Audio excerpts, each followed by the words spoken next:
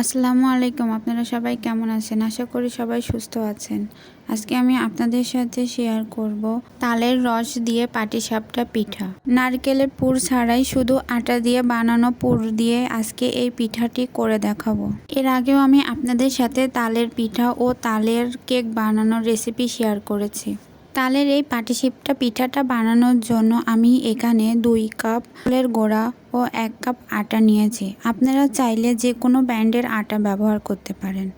এর সাথে 1 কাপ তালের রস নিয়েছি, 1 কাপ চিনি ও হালকা কিছুটা লবণ দিয়ে দিলাম। চিনিটা আপনারা চাইলে স্বাদ মতো দিতে পারেন, যে যেমন মিষ্টি খান ঠিক তেমনটাই।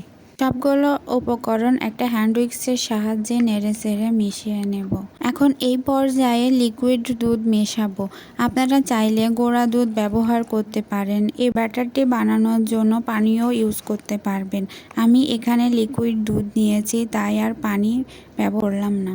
একবারে দুধগুলো না দিয়ে অল্প অল্প করে দিয়ে আমি সুন্দর করে ব্যাটারটি বানিয়ে নিলাম। ব্যাটারগুলো যখন হ্যান্ড উইক্সের সাথে লেগে যাচ্ছে না, তখন এই পর্যায়ে ব্যাটারটি সম্পূর্ণ রেডি। এ পর্যায়ে পুর বানানোর জন্য আমি 1/2 কাপ চাউলের গুঁড়া কড়াইতে ভেজে নিচ্ছি।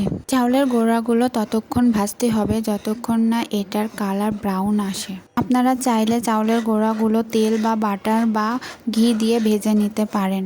গুলো যখন ভাজা হয়ে যাবে, এ পর্যায়ে আগে থেকে জাল করা লিকুইড দুধগুলো ঢেলে দিলাম। দুধ দেওয়ার পর গুঁড়াগুলো ভালোভাবে নেড়েচেড়ে নিব যেন নিচে ধরে না যায়। এরপরে 1 কাপ চিনি মেশাবো। আপনারা চাইলে পরিমাণ বাড়াতে অথবা কমাতে পারেন। চিনি অ্যাড করার পর আবারও গুঁড়াগুলো ভালোভাবে নেড়েচেড়ে জাল করে নিব। অবশ্যই চুলার আঁচ লো হিটে রেখে জাল করে নিতে হবে, কড়াইতে লেগে না যায় এবং পুড়ে না যায়। ডোটা যখন আঠালো হয়ে আসবে, এই অবস্থায় চুলা থেকে নামিয়ে নিব। আগে থেকে বানানো ব্যাটারটি একটি চামচের সাহায্যে পাত্রে দিয়ে দিব। আমি ননস্টিকের কড়াই ব্যবহার করেছি। ননস্টিকের কড়াই ব্যবহার করলে এতে করে পিঠাটি লেগে যায় না। চামচের অপোজিট পাশ দিয়ে পিঠাটি ঘুরিয়ে নিব, ঠিক যেমন দোসা বানায়। পিঠাটির এক পাশ হয়ে গেলে অন্য পাশ উল্টিয়ে নিব এবং দুপাশে ভেজে নিব। যখন পিঠাটি সম্পূর্ণ ভাজা হয়ে যাবে, তখন আগে থেকে করে রাখা ময়দার ডোগুলো পিঠার ভিতরে দিয়ে পিঠাটি 2 পাশ থেকে মুড়িয়ে নিব।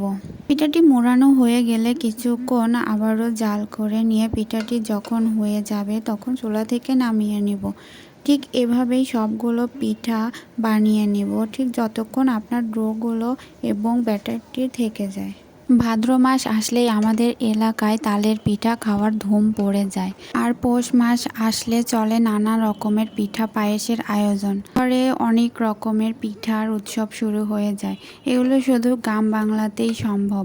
গ্রাম বাংলাতে পৌষ মাস মানেই পিঠা পুলির। আজকে আমি ভাদ্র মাসের তাল দিয়ে পৌষ মাসে পিঠা বানালাম। আপনাদের সাথে কথা বলতে বলতে আমার সবগুলো তালের পাটিসাপটা পিঠা বানানো শেষ। এখন খাওয়ার পালা। তালের সব ধরনের পিঠা আমার অনেক পছন্দের। আপনারা কে কে তালের পিঠা খেতে পছন্দ করেন তা কমেন্ট করে জানাবেন। আজকে তালের পাটিসাপটা পিঠার ভিডিও এখানেই শেষ করছি।